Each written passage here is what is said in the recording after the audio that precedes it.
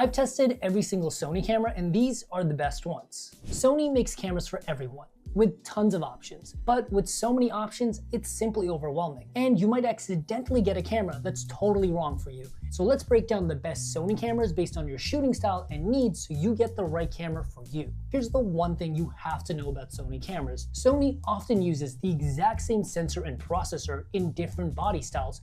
One body might be for photo, one might be for video, and the other one might be for vloggers and content creators. So in this video, I'll often talk about multiple cameras at the same time, since they have the exact same sensor and processor, but in a different body style. And I'll leave links down below for all the cameras we talk about today. Now, if you're a hybrid shooter who needs a powerhouse of a camera with high resolution photos and videos for both serious and casual work, there's actually not one, but two cameras we need to talk about. And that is the Sony A7 IV and the A7C II. The A7 IV is a heavy-duty camera for pros and power users.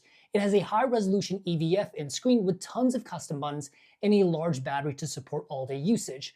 But the A7C II, on the other hand, is much smaller. It literally fits in the palm of your hands, making it extremely travel-friendly, but it does have a lower resolution AVF and screen on the back, and it only has 2 custom buttons. That said though, the A7C II is $500 cheaper for mostly the same specs, but in some ways it's also better. Both cameras feature an absolutely incredible 33 megapixel full frame sensor, which is also the highest resolution sensor you can get at this price point. And it delivers absolutely incredible detail.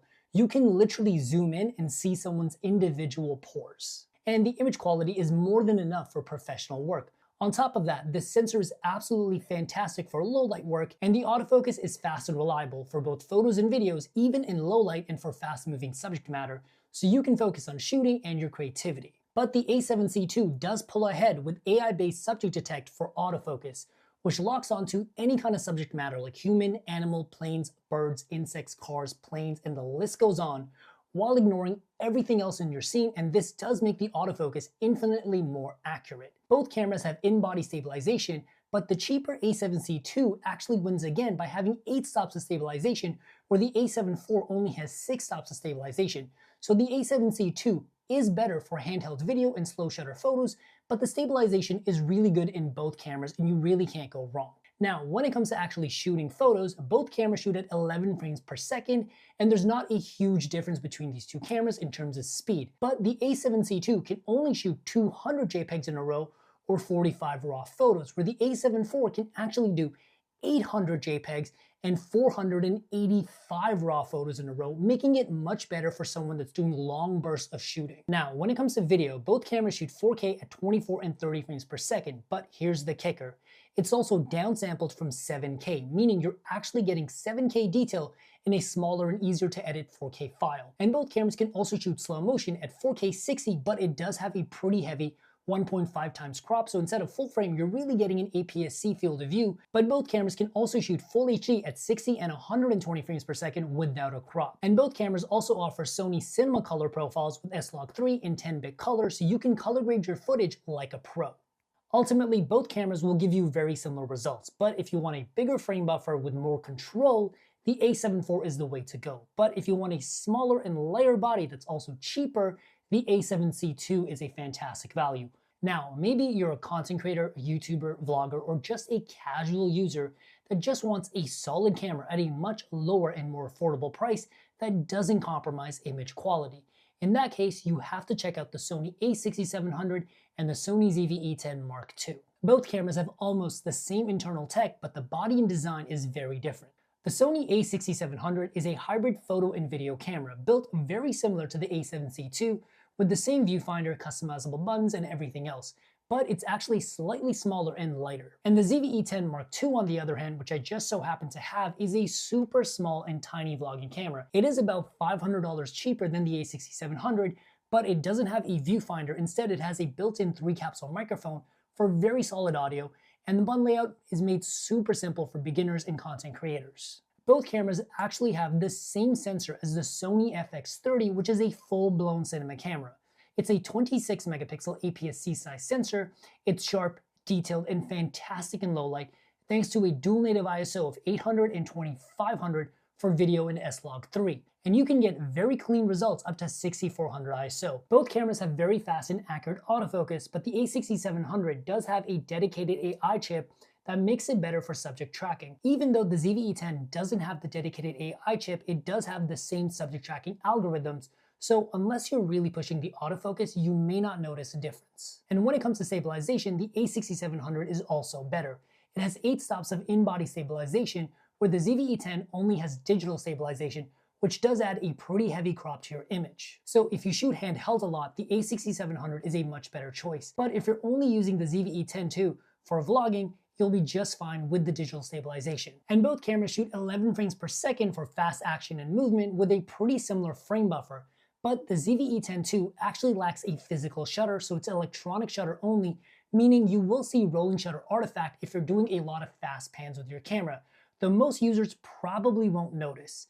When it comes to video, both cameras shoot 4K at 2430 all the way to 60 frames per second without a crop, and the video is also downsampled from 6K, so you get 6K detail, but in a smaller, more manageable 4K file. And the video quality is exactly the same as the FX3, which is a full-blown cinema camera. When it comes to slow motion, the ZV-E10 and the A6400 also do 4K up to 120 frames per second, but there is a 1.5 times crop, which is pretty heavy, but I think of 4K 120 more as a bonus mode and not really the main thing you're picking up these cameras for.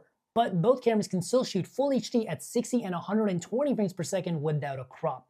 Now, there are some key differences between the two cameras when it comes to video. The ZV-E10 has a special mode known as Cinematic Vlog Mode, which adds black bars to the top and bottom, and also lets you set up a custom cinematic look with just a few taps, which is perfect for vloggers and beginners who just want to get a cool look in camera with very little work. But if you are a more advanced shooter, both cameras can also support S-Log3 in 10-bit color and other cinema profiles, so if you want to do some serious color grading, you do have that option. So if you want a more casual, beginner-friendly vlogging camera that's better for content creators, the ZV-E10 Mark II is fantastic. But if you're more of a serious hybrid shooter that wants stabilization, the better autofocus, and you want a more traditional camera body, the A6700 is the way to go.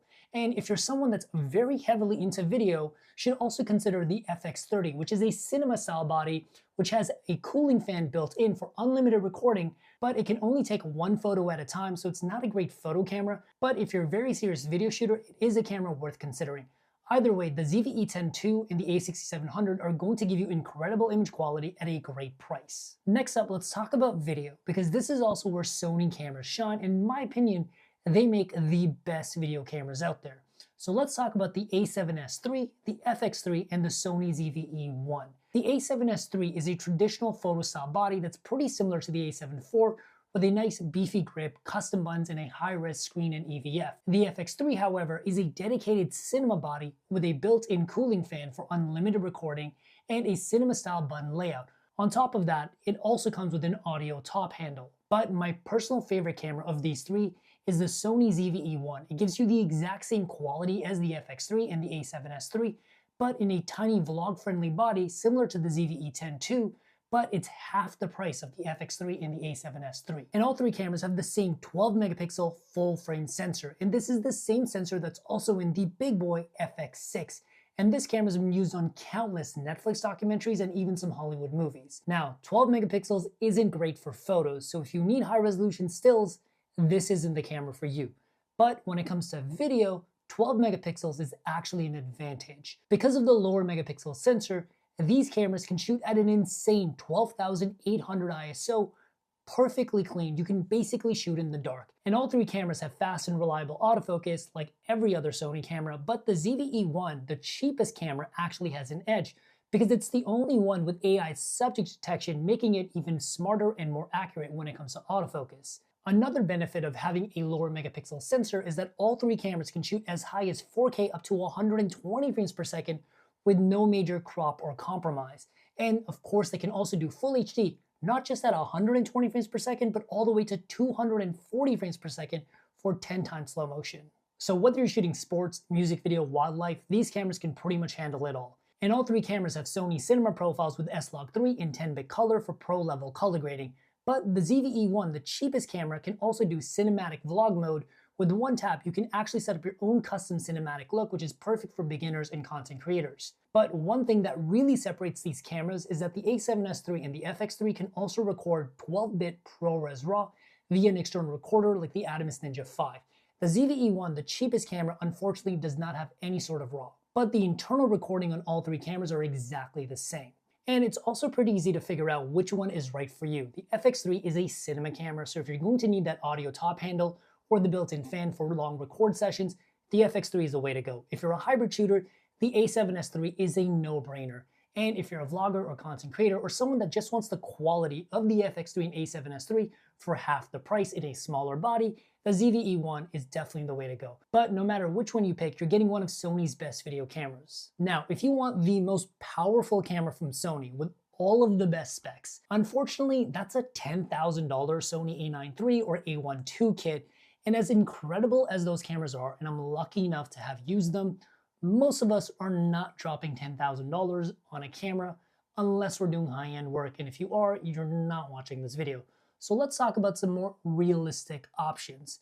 You guys should check out the Sony A7R V and the Sony A7C R, which give you amazing performance, but will not wreck your bank accounts. And as you might have guessed, the A7R V is a beefy pro-style body, but it does have a unique screen design that is both a tilt screen and a side articulating screen, and the screen is also very high resolution and very bright. And the A7C R is about $1,000 cheaper, and it is missing some of the features from the A7R V, but it's cheaper and in a smaller body. Now, the sensor in this camera is going to blow you away.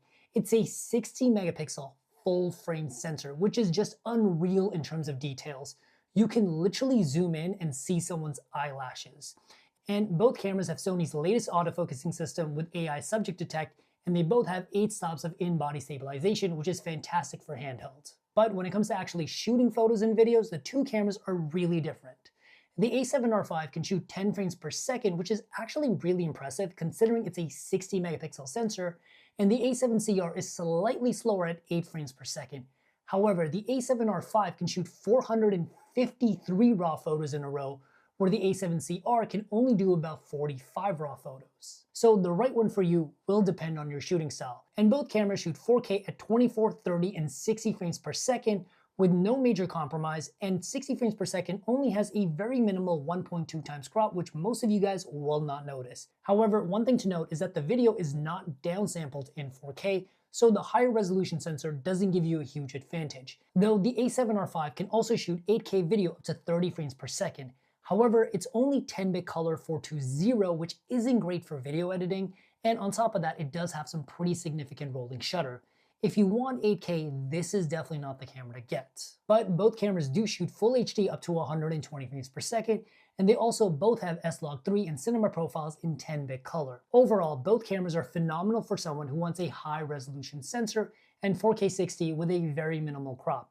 But regardless of whichever camera you pick up, make sure to check out the links in the description down below. And if you want to learn more about each of these cameras, check out the full reviews on the channel, and I'll see you guys in the next video. Peace.